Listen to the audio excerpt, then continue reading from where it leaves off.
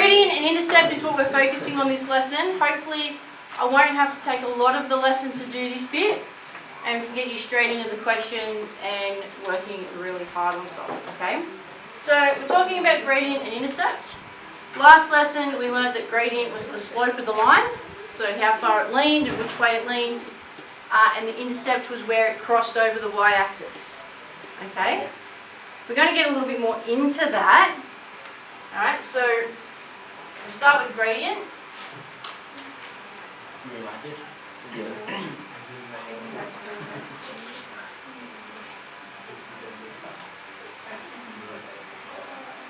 So if we write this bit down, gradient is the slope of the line, okay?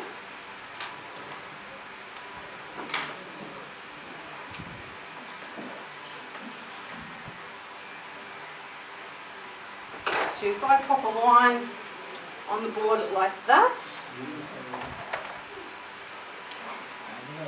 okay, so there's a line. I haven't put it on a number plane or anything. It's just the line. In blue, this is the vertical, obviously, yes? Anybody disagree with me? Vertical. We also call it the rise. Okay, so when we talk about the rise, we mean how far is it going up. And then across the bottom,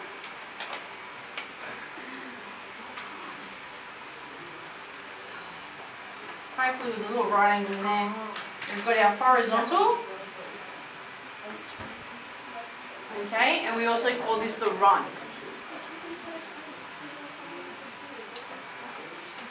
Because it doesn't like run across. Yeah. That's what we're calling. You got to run before you can yeah. rise. Now, to find the gradient, because that's the big deal that we're doing today. To find the gradient. I feel like you have to go to run times something, or rise or something.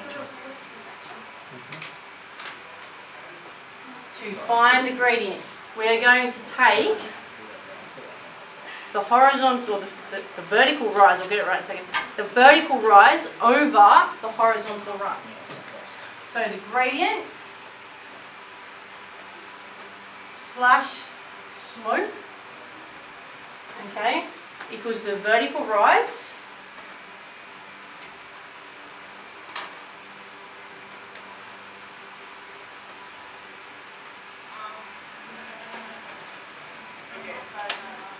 over horizontal run. So rise over run, which I am sure you've heard before. That term of rise over run. Okay. And the last thing I'm going to do before we do some examples is I'm going to introduce you to a little diagram. It's a little face diagram. Sort of like a sleeping man face diagram. What? Alright, and it looks like this.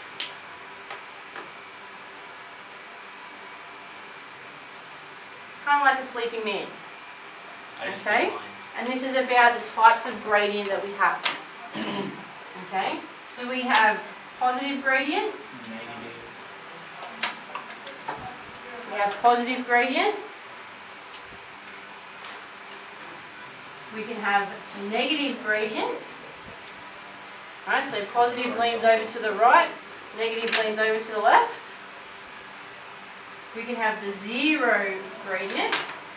That's just a flat. If you've got a flat line, that's just zero. And then this one is undefined. It doesn't have a gradient. It's straight up and down. Okay?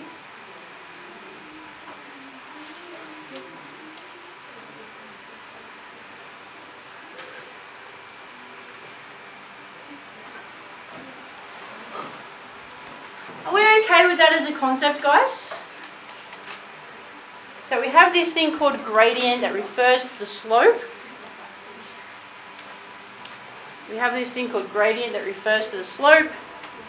And it can either be positive, negative, it could be zero, it could be undefined. And we find it by taking the vertical rise over the horizontal run. Are there any questions on that? Alright, let's do an I example. remember learning this already in school. So draw yourself up a quick number plane, just the first quadrant of the number plane. Just bring my policy line. Okay, only have to go up 4, only have to go across 4. And draw a nice straight line that goes from the spot at 1, 1 and the spot at 3, 4. And we're going to work out this gradient.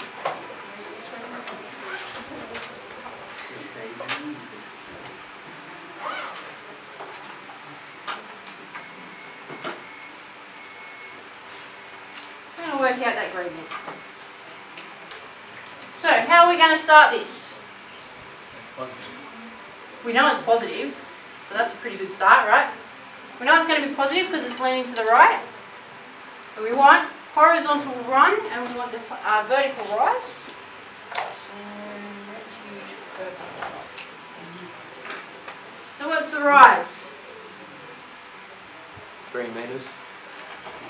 Is it though? Is it 3? No, it's 4.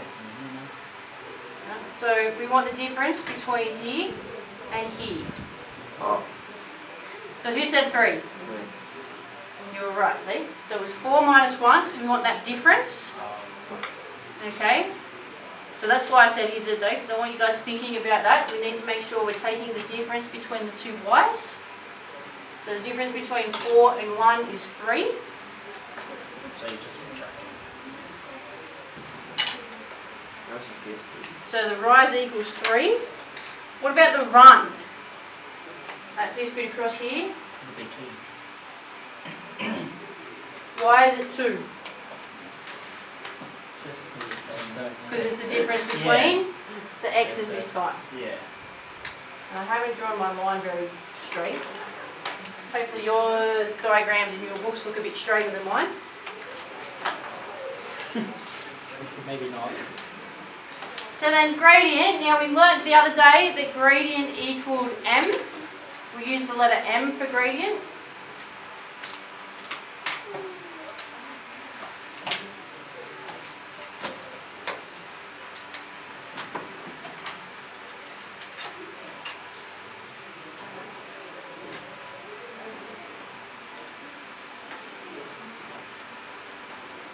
So we use the letter m to symbolize gradient. So I'm just going to go m equals rise over run, because that is going to go m equals rise over run, because that is a nice, easy sort of way to write it. Nice and quick and easy. Okay, nice, quick and easy there. What is the rise again? 3. 3. Nice. What is the run? Long. 2. And that's all it is. So there's our gradient, 3 over 2. Magic. So it can be a fraction, it can be a whole number, it can be a decimal. Alright, so is the concept of gradient easy to understand now? We all understanding it? We all understand what we need to do to find it? We can all understand that? Alright, I'll leave that up for a bit.